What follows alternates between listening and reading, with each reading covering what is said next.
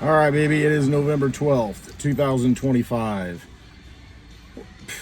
This morning was a little hectic, so I didn't get to make my usual video in the car, so it didn't work out quite so well. So I figure, I got a few minutes, I'm sitting here waiting for my daughter to get out of school, and I'll just turn the camera on. Why not?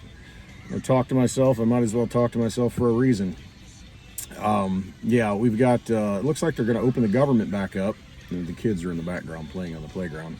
But it looks like the government might open back up. I'm sure it is. You got the holiday season coming up. You can't leave it shut down.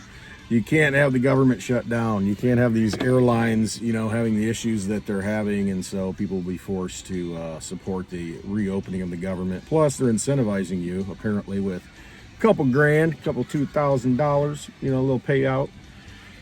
So there's that. And I'm sure that's all money that's been raked in through tariffs. Let's hope so.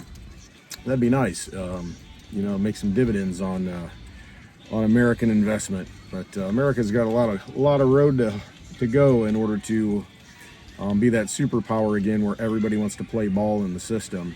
Economically, maybe, but it just seems like I should turn this off.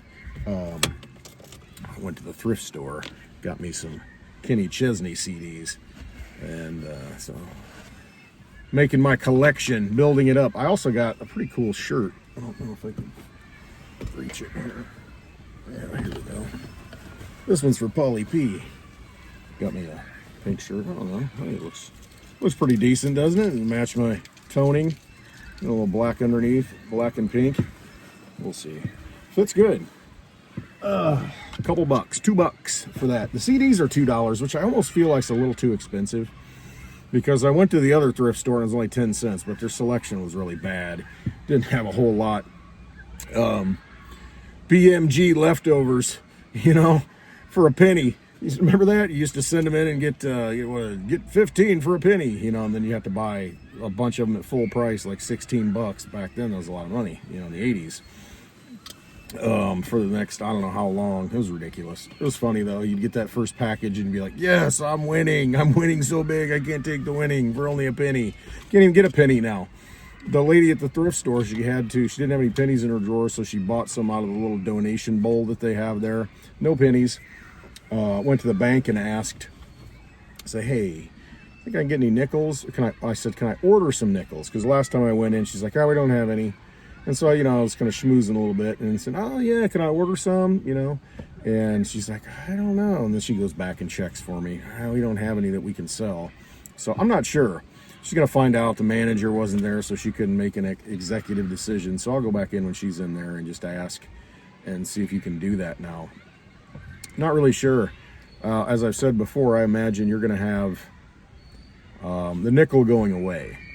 We're ramping up the digital more and more. What was it? Trump said something about not tokenizing, but putting everything on the blockchain as far as one agency, and I can't even remember what it was. But that is the goal. That's the overarching goal here of government.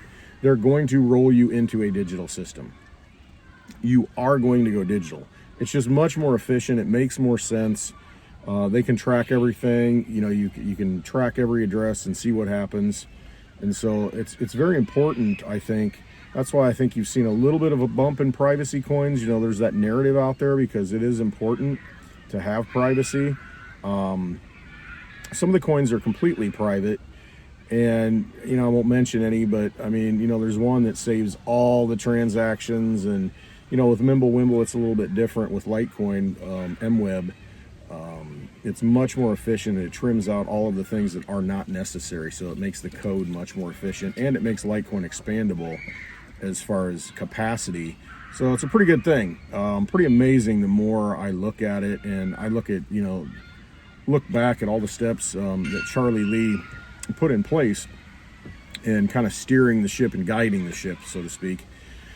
Because, it is decentralized. It is a foundation. It is independent people working on stuff. So it's pretty amazing, his vision as far as making Litecoin the best form of digital money out there. And it's sound money for the digital age, Litecoin. And definitely that's his goal. He comes from the precious metals world like a lot of us do in cryptocurrency. That's where we started because we were looking for a way out. To have privacy, because it's so important. especially now with the technology. And how do you make money private in the digital world? That was always the thing. With Bitcoin, everything's a public transaction. Everybody can see what you're doing, and that's not good when it comes to money. Your money, your personal money. Hi.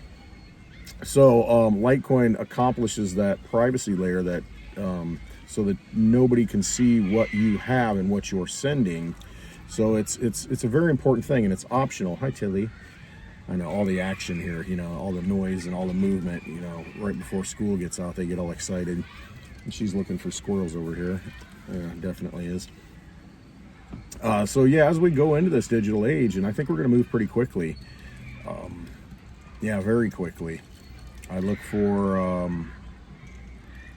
that narrative, that hype, to get retail into it, that buy-in, and as these things raise in price, because they're going to allow it, because these markets are pretty controlled, they're going to allow crypto to run up so that everybody gets excited about it and wants to get into it, because you've seen this in different cycles, and I think we're very close now to that, that euphoric energy coming into the market.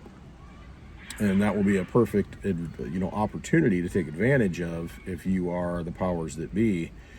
You start rolling out digital platforms. You can start rolling out, hey, you want SNAP benefits? Here's this digital ID thing, and we're going to pay you in this this digital token or this cryptocurrency that we create, or a stable coin that we authorize through, corporations, other entities. And then that'll soak up the debt. Those stable coins will. And it kind of, they might make interest on it. Not really sure how it plays out. I would like to see them just eliminate the debt and just kind of start over with a sound monetary system. That would be the best solution, I think, because you've got to really, there's so much corruption built into that debt with what it's done. It's kind of blood money. It's got bad karma attached to it. It really needs to kind of, go away and start fresh with a new economic system, new monetary system. But, I could be wrong. I'm not the smartest guy in the room. I just tend to look at things and try and figure out the best path. But the path we're on is unsustainable. These interest rates, these 50-year loans, and these floating 15-year car payments, to pay back, that's just insane. I mean, cars don't last that long. They'll wear out, and you're making, it's not even, it'll break down and you can't even fix it and you still owe money on it. It just doesn't make a lot of sense. But we'll see how that rolls out. It could be just floating it out there for other reasons. But yeah, 50-year mortgage, holy cow. You rent already your home, because once you pay it off, you're still paying that property tax bill. So I guess people are used to that, having that monthly payment, having that monthly car payment. Some people think it's necessary in a thing of a way of life.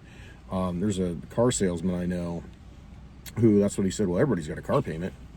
Do they? And why would you if you don't need to? And that's kind of my philosophy. That's why I buy the cars that I drive, because I want a one and done.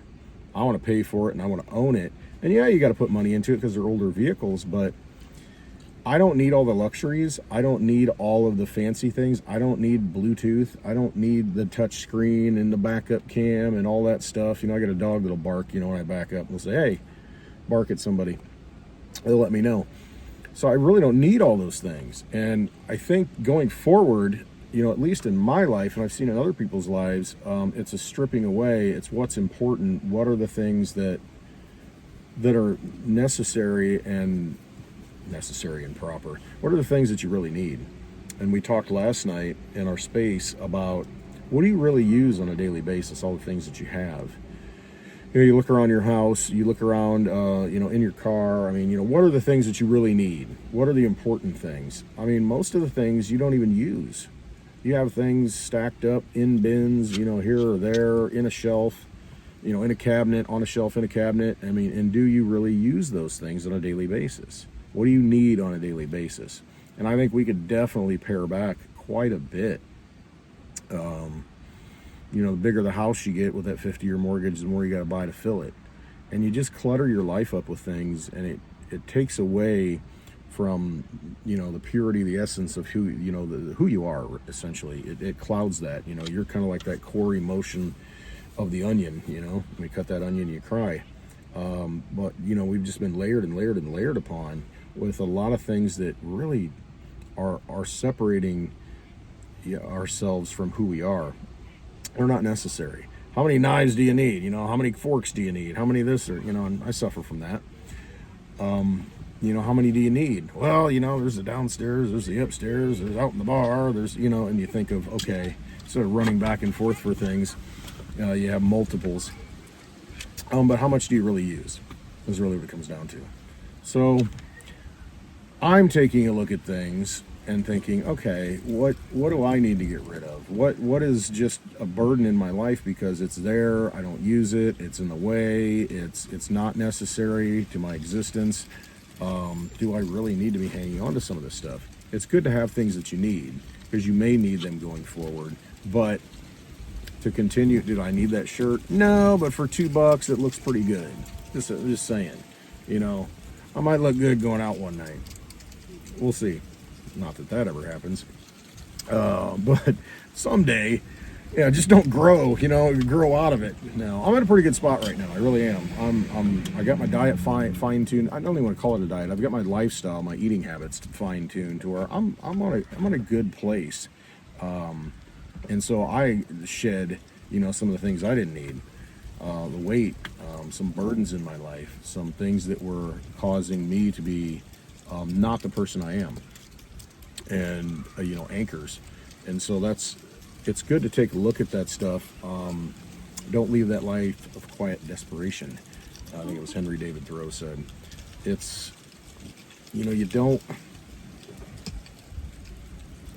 There are things in your life that you just kind of go along with, and you do, and you accumulate, you just keep following the same path or walking down that same path subconsciously, not knowing why you're doing it, and it's not necessarily good for you. And so make changes that are good for you, that are healthy for you. And I've done that, and it kind of gets easier as you do it because you get happier and you feel better, and you realize, why didn't I do this before? But you've got to take that first step. Find something you love. I had a conversation with a good friend today, and was talking, and he was saying something about, I really love to do this, and telling me stories about, oh yeah, I did this when I was younger and I really liked it, and I did this and I did that with it. And I said, well, just do it. I mean, just take that step and do it. Be yourself. Find that happiness. Do those things in life that make you happy, and the rewards will come. It doesn't have to be financially. It'll work out, but start doing those things all the time that make you happy, that bring you some happiness and joy. Pick up those old habits that were healthy and good. I used to read a lot more than I did, and I really enjoyed it. And so I've started to read more again, and it's very helpful. It's something I enjoy, and I'm glad I'm doing it because I haven't done it for a long time. My life has gone this way when it should have been going this way. And so now I'm winding myself back into the person who I really am. And a lot of times we can get sidetracked and detoured on life, and we really have to take a hard look at it. That, am I fulfilling my purpose here? Am I doing what I need to be doing? Am I doing what I was born to do? Am I, I've said it before, look back to when you were a child and all those dreams, when you were innocent and pure and knew everything was possible. Return to that mindset to where it is possible, and start doing it. You're going to have to do it. Nobody else is going to do it for you. You've got to save yourself. So, today's a good day to start doing that. Okay, didn't know where this was going to end up. Just turned the camera on, started to talk, and here I am. My daughter will be coming out in a little bit here, so I'm going to wrap this up. Trust yourself. Follow your path, and take a look around your life and say, what are the things that are holding me back from being me? And start shedding those things. Shed that skin, that snake skin, and crawl forward if you have to. Just keep crawling, and take that first step. Do what you love. Do what makes you happy. Follow your path. All right, love you all. Have a wonderful day.